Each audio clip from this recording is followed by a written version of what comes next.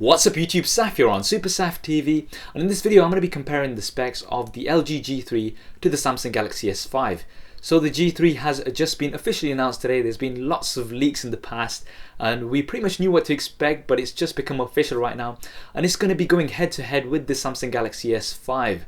But how do these two compare? What's different? Well, do hit that thumbs up button and let's find out. So starting off with the size, the LG G3 is a little bit bigger, 4.3mm in terms of height, 2.1mm in terms of width, and just 0.8mm thicker. Now it is larger because it's got a larger screen. You've got a 5.5 inch screen on the LG G3 compared to the 5.1 inch screen on the Samsung Galaxy S5.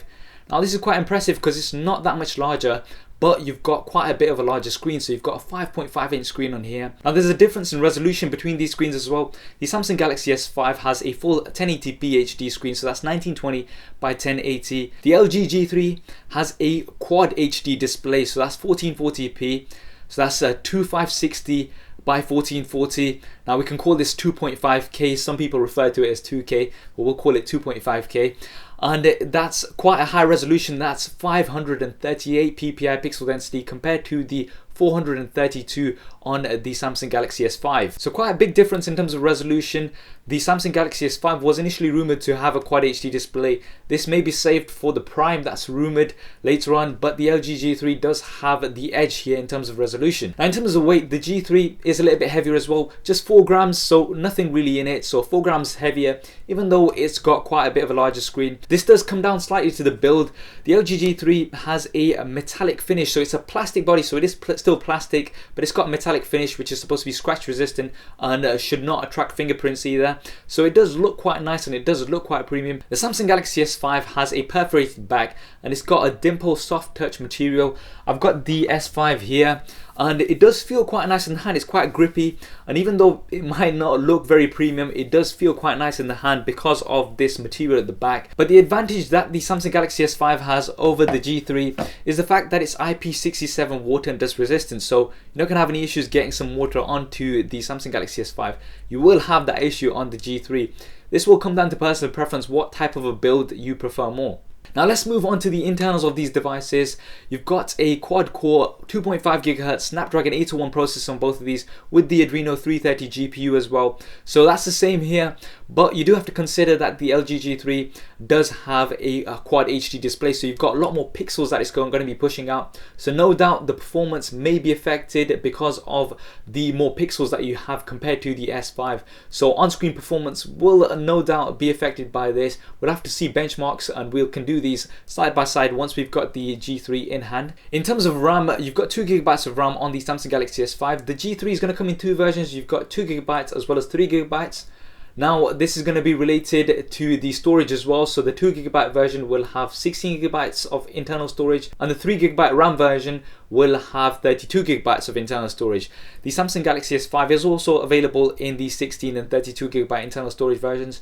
But the big advantage that you've got with both of these devices is that they're both expandable. So you've got expandable storage on both of these, up to 128GB via micro SD card slot, which both of these have, which is great to see. Now with the G3, they have said that it's up to 2TB compatible, which is absolutely insane because you can't really even get anything that size in terms of micro SD, but they are boasting that it is compatible. Now moving on to the cameras, you've got a 16 megapixel rear facing camera on the Samsung Galaxy S5. Now I've tested it out, it's pretty good.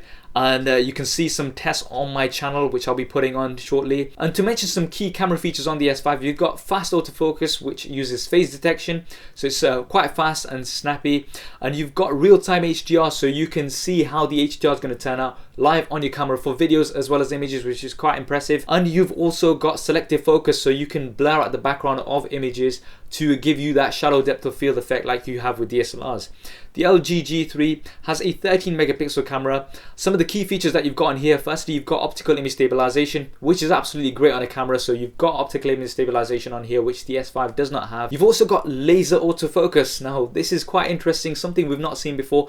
It's supposed to be very fast. We're going to have to put the speed of the autofocus of both these cameras to the test hands-on when we get the G3, but that's really interesting to see. And you've also got a dual LED flash. Now that's similar to the iPhone 5s where you've got an amber and a white LED. These fire off in different combinations to give you more accurate skin tones and things.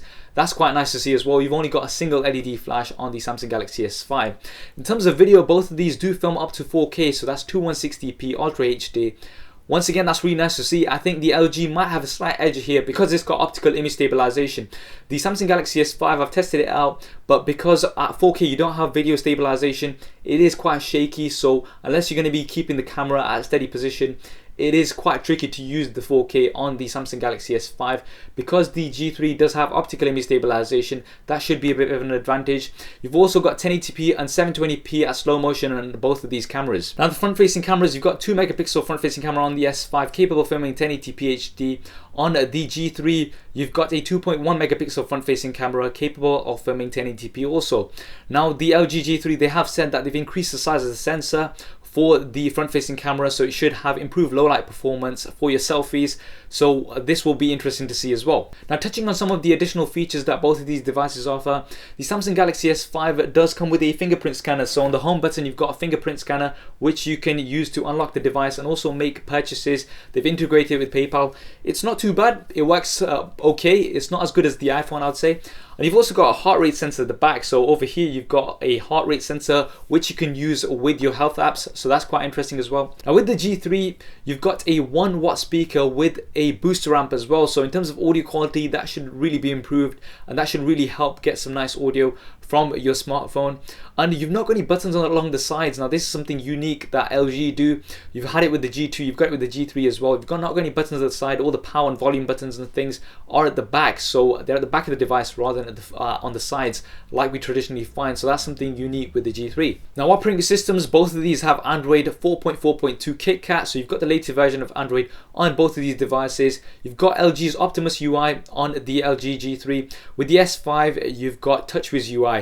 Now both of these are different and it will come down to personal preference. I'm not going to go into too much detail of the differences between these two, but they both offer their advantages and disadvantages. Now looking at the batteries, the Samsung Galaxy S5 has a 2800 mAh battery.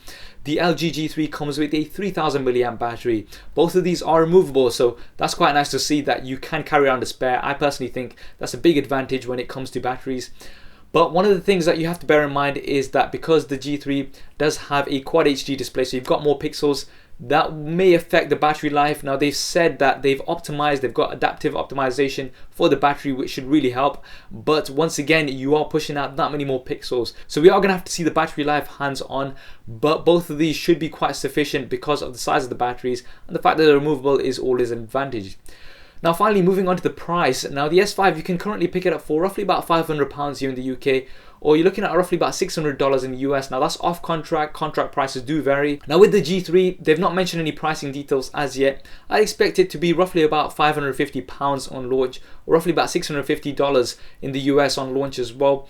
Release date in South Korea is going to be available from next week, but international availability is not certain yet. They're saying late June. So late June, maybe in the UK, US, we're going to be expecting late June, early July. I don't usually like it when they release a device in just one area first and then roll it across. I do like an international launch usually. So we are going to have to wait here in the UK and the US, but South Korea, you've got an advantage here and you are going to be getting it first.